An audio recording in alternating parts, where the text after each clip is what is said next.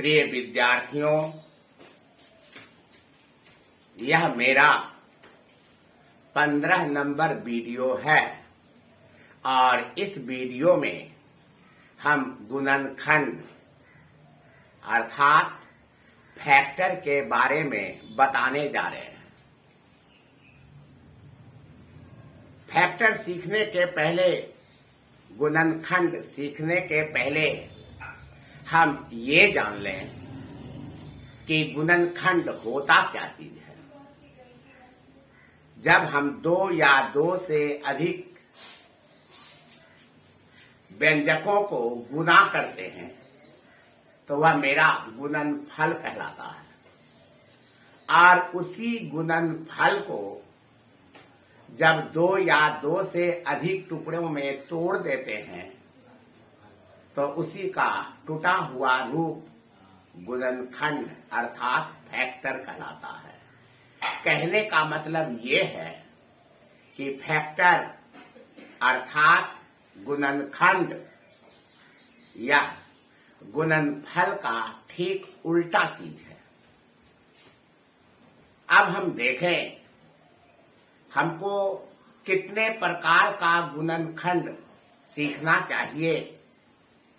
तो गुणनखंड का पहले हम प्रकार देख लेते हैं कि यह किस किस टाइप का गुणनखंड हुआ करता है और हमें कौन कौन सा प्रकार का गुणनखंड सीखना चाहिए। इसके लिए गुणनखंड के लिए देखोगे किस किस टाइप का हमें गुणनखंड सीखना चाहिए। एक नंबर में है, पहले दे दें गुणनखंड।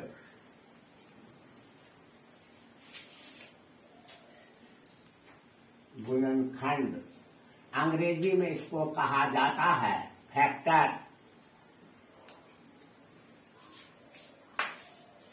इस गुणनखंड का टाइप जो होगा एक नंबर में होगा। जब कभी गुणनखंड निकालना हो तो सबसे पहले हमें याद रखना चाहिए कि हम कॉमन ले लें। कुछ ऐसा गुणनखंड है जो केवल कॉमन ले लेने से ही बन जाता है और ऐसे गुणनखंड को हम लोग कॉमन फैक्टर कहते हैं। इसलिए एक नंबर में हमें कॉमन फैक्टर सीखना चाहिए और एक नंबर में ये हो गया कॉमन फैक्टर। दूसरा नंबर में हमें वैसे सब गुणनखंड को बनाना चाहिए जो वैसे फार्मूले पर बैठा हुआ है जिसके फार्मूले में दो या दो से अधिक टुकड़ा इनटू के रूप में निकलता है। अर्थात दूसरा नंबर में हमें सीखना चाहिए ए स्क्वायर माइनस बी स्क्वायर पर आधारित गुणनखंड। तो दूसरा नंबर में ए स्क्वायर माइनस बी स्क्वायर पर आधारित गुणनखंड सीखना चाहिए। इसके बाद तीसरा नंबर में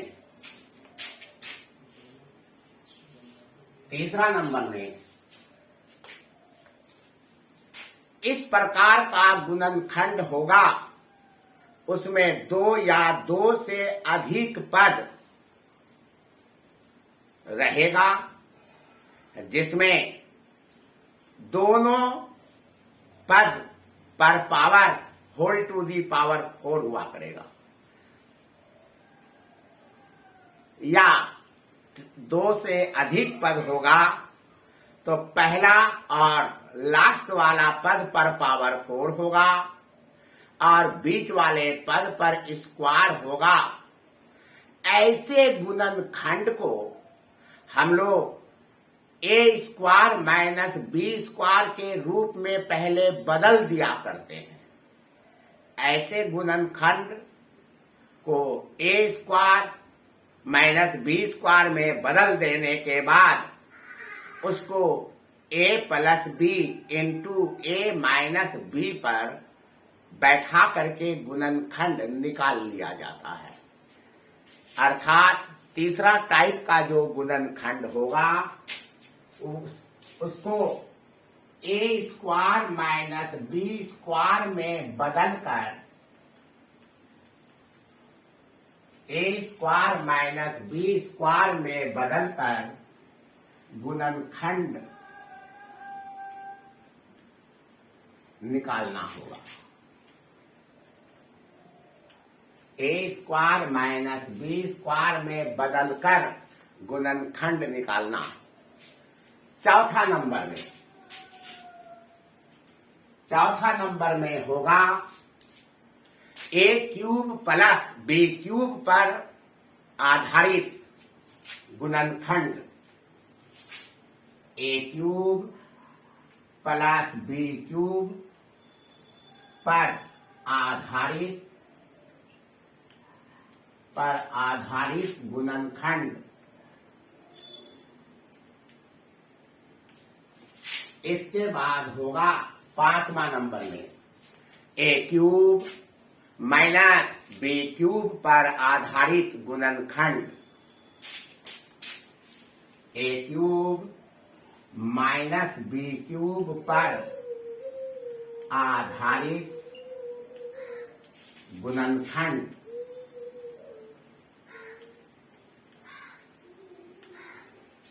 छठा नंबर में होगा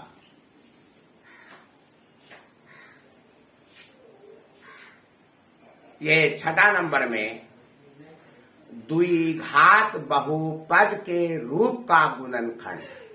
द्विघात बहुपद का रूप होता है A X square plus B X plus C, अर्थात A X square plus B X plus C के रूप का गुणनखंड ये छठा नंबर में होगा। A X square plus B X plus C पर आधारित गुणनखंड।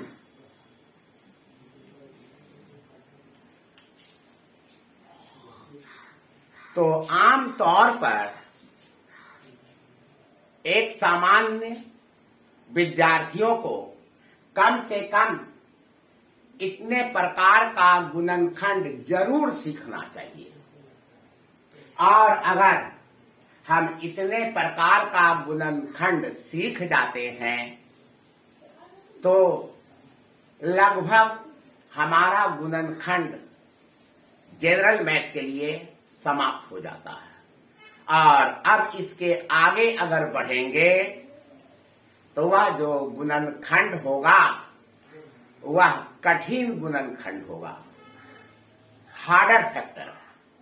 और ये हार्डर फैक्टर अर्थात कठिन गुणनखंड यह प्रायः एडवांस मैथ में आया करता है। इसलिए जनरल मैथ के लिए एक विद्यार्थी को कम से कम इतना प्रकार का सीखना ही चाहिए गुणनखंड को, और इससे ज्यादा प्रकार का गुणनखंड सीखना भी नहीं है।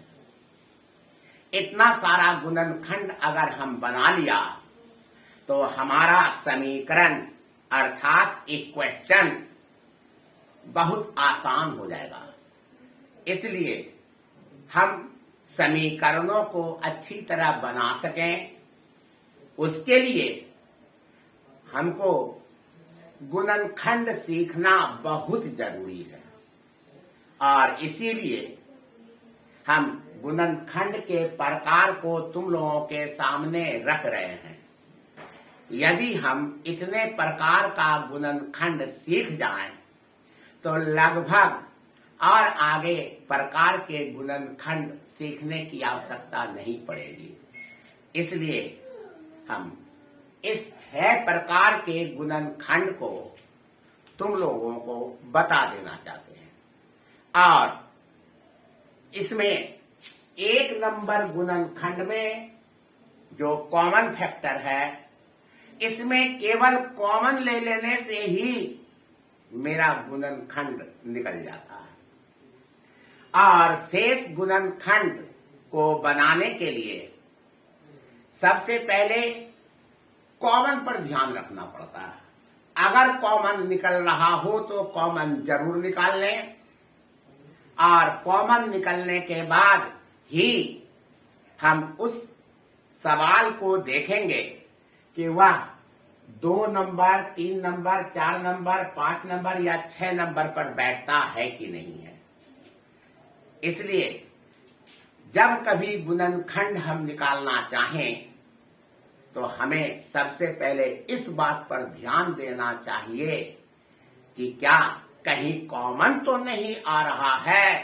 अगर कॉमन आ रहा है तो गुणनखंड में सबसे पहले हमको कॉमन लेना चाहिए, और कॉमन लेने के बाद ही अगर वह सवाल आगे की ओर बढ़ सकता है तो आगे की ओर बढ़ाना चाहिए, नहीं तो वहीं पर उसका आंसर लिख देना चाहिए।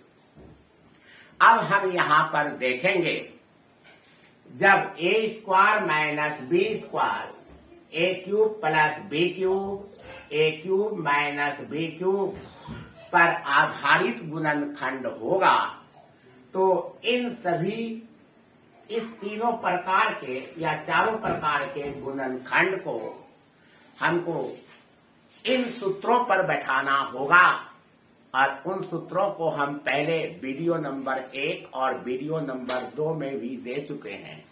फिर से गुणनखंड तुम बना सको, हम इन सूत्रों को दोहरा देते हैं। 1 नंबर में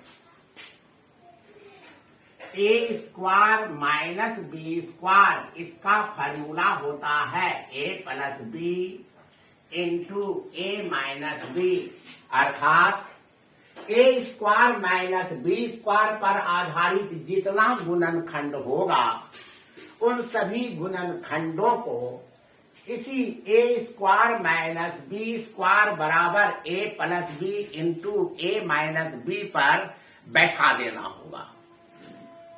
और अगर ए क्यूब प्लस बी क्यूब पर आधारित गुणनखंड होगा तो इसको इस फार्मूले पर बैठाना होगा, A cube plus B cube बराबर A plus B into A square minus A B plus B square. इस फार्मूले पर बैठाना होगा।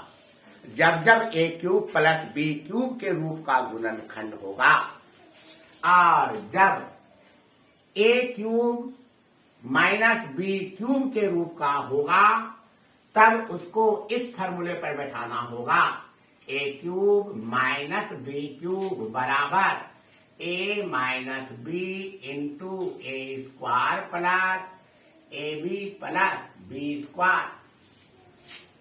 तो अगर सूत्र पर आधारित गुणनखंड है तो वह या तो ए स्क्वायर माइनस बी स्क्वायर पर बैठने वाला होगा, या ए क्यूब प्लस बी क्यूब पर बैठने वाला होगा, या ए क्यूब माइनस बी क्यूब पर बैठने वाला होगा। तो अगर इस 3 प्रकार का गुणनखंड हो, 2 नंबर, 4 नंबर और 5 नंबर, तो उन गुणनखंडों को हमेशा इन्हीं फार्मूलों पर बैठाना चाहिए और बैठा करके इसको बनाना चाहिए। और 3 नंबर में है ए स्क्वायर माइनस बी स्क्वायर में बदल कर गुणनखंड निकालना चाहिए। यह ऐसा गुणनखंड प्रायः 2 या 3 पद वाला होता है। अगर 2 या 3 पद वाला हो तो तुम देखोगे, अगर 2 पद वाला होगा तो उसमें पावर 4 दिया हुआ रहेगा, और अगर 3 पद वाला होगा तो शुरू वाला और बाद वाला लास्ट वाला पद पावर 4 पर आधारित होगा, और बीच वाला पद में स्क्वायर लिखा हुआ रहेगा। और वैसे गुणनखंड को हम लोग सबसे पहले ए स्क्वायर माइनस बी स्क्वायर में बदल दिया करते हैं, और जब ए स्क्वायर माइनस बी स्क्वायर में बदल जाता है तब हम उसको फिर इसी एक नंबर फार्मूले पर बैठाकर उसका गुणनखंड निकाल लिया करते हैं। तो 2 नंबर, 3 नंबर, 4 नंबर और 5 नंबर, इस 4 प्रकार के गुणनखंड को हम लोग सूत्र पर ला करके इसका गुणनखंड निकाला करते हैं। और 1 नंबर में जो दिया है कॉमन फैक्टर, इसमें केवल कॉमन ही निकाल लेने से मेरा यह कॉमन फैक्टर अर्थात गुणनखंड निकल जाया करता है। और एक द्विघात बहुपद के रूप का अर्थात ax square plus bx plus c के रूप का भी गुणनखंड होता है। और इस गुणनखंड को हम उस समय स्पष्ट करेंगे जिस समय हम छठा नंबर के प्रकार का गुणनखंड बताने लगेंगे।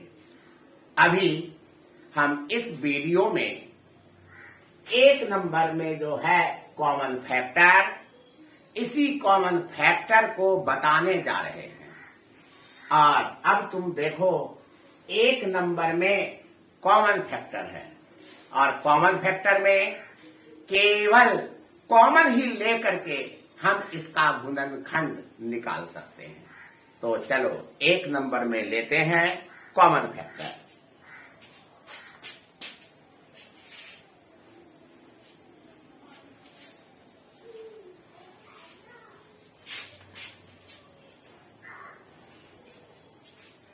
और कॉमन फैक्टर के लिए हम कुछ सवाल तुम लोगों को दे देना चाहते हैं। देखोगे 1 नंबर है कॉमन फैक्टर।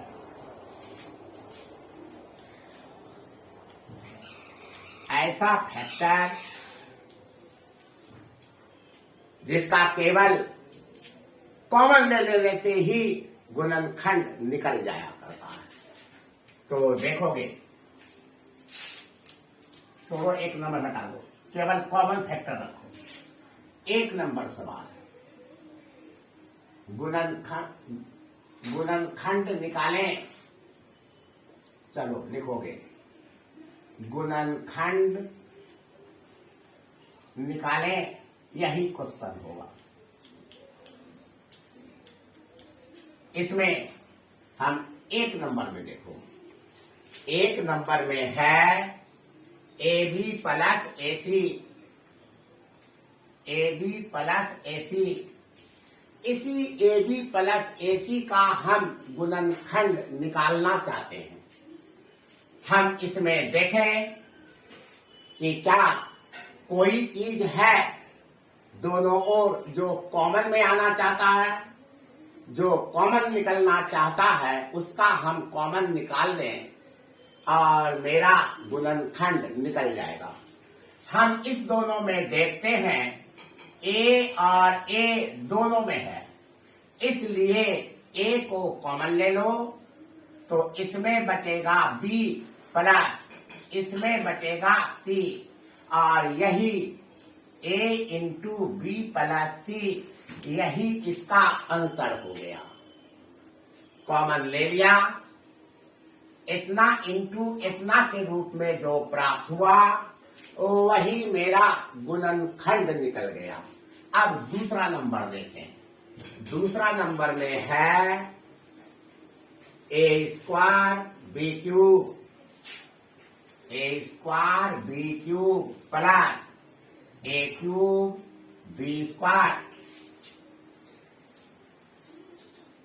अब इसका हम गुणनखंड निकालें तो इसके गुणनखंड में देखोगे A दोनों तरफ है, दोनों में है, दोनों पद में। B भी दोनों पद में है, अर्थात इसमें ए भी कॉमन आ रहा है और बी भी कॉमन आ रहा है।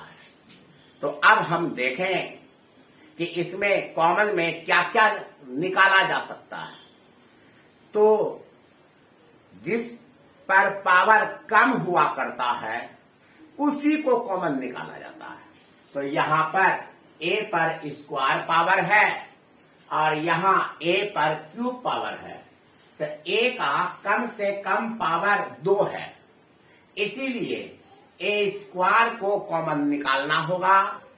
और बी को भी देखें तो इस पर बी पर पावर 3 है और यहां 2 है, इसलिए कम पावर वाले को कॉमन लेना होगा। इसलिए इस समूचे में ए स्क्वायर और बी स्क्वायर को कॉमन लेना होगा। और अगर ए स्क्वायर बी स्क्वायर को कॉमन ले लें तो ये होगा ए स्क्वायर बी स्क्वायर, कॉमन ले लिया। और जैसे ही कॉमन लिया ए स्क्वायर निकल गया, बी क्यूब में से बी स्क्वायर निकला, एक बी बच गया, वही एक बी यहां डाल दो। प्लस इसमें ए क्यूब में से ए स्क्वायर बाहर निकला, एक ठो ए बच गया और बी स्क्वायर समूचा कॉमन आ चुका, इसलिए इसका गुणनखंड इतना ही रहेगा और यही मेरा आंसर हो गया। क्वेश्चन नंबर 3 में देखोगे यह x cube y 4 minus 2x4 minus 2x4 y cube.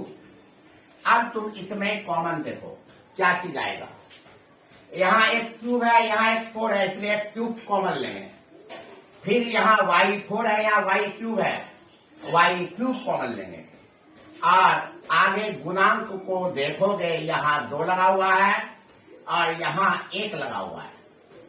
अब 1 और 2 इसका जो महत्तम समापवर्तक होता है वही कॉमन निकाला जाता है, जो आगे वाले सवाल में मिलेगा। तो इसमें केवल एक्स क्यूब वाई क्यूब को कॉमन ले लो, ये हो गया x cube y cube common में आ गया। तो इसमें बचेगा वाई माइनस 2 और इसमें x पर पावर 4 है, जिसमें x क्यूब बाहर निकल गया, इसलिए यहाँ पर पड़ेगा x और y क्यूब तो बाहर निकल ही गया, यही मेरा आंसर हो गया। तो तीसरा नंबर सवाल का आंसर यही निकला। चौथा नंबर सवाल में होगा तुम्हारा ये 2x square y z 2x square y z plus 4x y square z plus 4x y square z minus 6x y z square. अब इसमें 3 पद है, 3 टर्म है, हमको तीनों में कॉमन लेना है। अब जरा सा ध्यान से देखोगे, इसके आगे 2 है, यहाँ 4 है, यहाँ 6 है, तो 2, 4 और 6 का हमको कॉमन लेना होगा। तो 2, 4 और 6 से क्या चीज कॉमन आना चाहिए? तो 2, 4, 6 का जो महत्तम समापवर्तक होता है HCF, उसी को कॉमन लेना होता है। तो गुणांक में 2, 4 और 6 इसका महत्तम समापवर्तक 2 होता है, इसलिए 2, 4, 6 का महत्तम समापवर्तक 2 होता है, इसलिए 2 कॉमन आएगा। फिर इसमें एक्स स्क्वायर है, इसमें एक्स है और इसमें भी एक्स है, अर्थात एक्स में कम से कम पावर 1 और 1 है, इसलिए इसमें एक्स को कॉमन लेना होगा। वाई में भी कम से कम पावर 1 है तीनों टर्म में, इसलिए वाई को भी कॉमन लेना होगा। और तीनों टर्म में जेड है और जेड में भी कम से कम पावर 1 है, इसलिए जेड को भी कॉमन लेना होगा। इस प्रकार इस समूचे से 2xyz हमने कॉमन ले लिया। अब कॉमन लेने के बाद देखोगे इसमें क्या बचेगा, तो 2 बाहर निकल गया, एक्स स्क्वायर में से एक ठो एक्स बाहर निकल गया और एक ठो एक्स बच गया जो इस कोष्ठ के अंदर पड़ेगा। फिर y और z ये भी बाहर निकल गया। अब आगे बढ़ो, प्लस हम 2 को कॉमन लिए हैं और यहाँ 4 है, इसलिए जब 2 को कॉमन लेंगे तो ये 4 के स्थान पर 2 हो जाएगा। 2 कॉमन इससे लिया, 2 हो गया, x निकल गया बाहर, y स्क्वायर है जिसमें एक ठो y बाहर निकला, अर्थात एक ठो y 2 के साथ लग जाएगा इनटू में, और z भी बाहर निकल गया। अब आगे देखोगे माइनस 6 से 2 को कॉमन लिया तो 2 तिया 6 होता है, इसलिए यहाँ पर 3 आएगा, x निकल गया बाहर, y निकल गया बाहर और z स्क्वायर में से एक ठो जेड बाहर निकल गया और तब यहाँ पर पड़ेगा केवल एक ठो जेड, और यही मेरा आंसर हो गया। और इसी प्रकार आगे 5वां नंबर, 5वां नंबर में है 4a5b, 4a5b minus 6a4b square minus 8a cube b cube. अब हम इसका गुणनखंड निकालना चाहते हैं। तुम देखोगे यहाँ 4 है, यहाँ 6 है, यहाँ 8 है, 4, 6, 8 का महत्तम समापवर्तक 2 होगा, इसलिए 4, 6, 8 का हमसे कॉमन ले लें 2 को, फिर a पर पावर 5, a पर पावर 4, a क्यूब, तो a क्यूब को कॉमन ले लें, फिर b स्क्वायर b क्यूब है, इसलिए कम पावर वाला है b को कॉमन ले लें। तो b को जब कॉमन लेंगे तो ये कितना आएगा, तो ये हो जाएगा 2 दूनी 4, 2 आ गया, a 5 है जिसमें a क्यूब निकल गया, इसमें बचा a स्क्वायर और 1 हो गया तुम्हारा ये b जो बाहर निकल गया, माइनस इसको देखोगे 2 तिया 6, इसलिए 6 के स्थान पर 2 को कॉमन लेने के बाद 3 लिखना होगा। a4 में से a क्यूब बाहर निकल गया, एक ठो a पड़ेगा उसमें क्योंकि एक ठो a बचेगा, और b स्क्वायर में से एक ठो b निकल गया, इसलिए यहाँ पर एक ठो b पड़ेगा।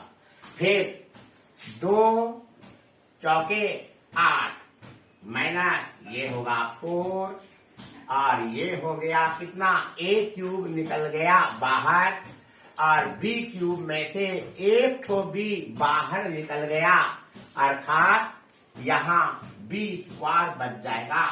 तो यही हो गया तुम्हारा इसका गुणनखंड 2a cube b into twice a square minus 3ab minus 4b square, और यही मेरा आंसर हो गया। एक सवाल हम और बता देते हैं इसमें, 6 नंबर में होगा तुम्हारा जैसे 28 a पर पावर 8 b पर पावर 5 28, ए पर पावर 8, बी पर पावर 5 माइनस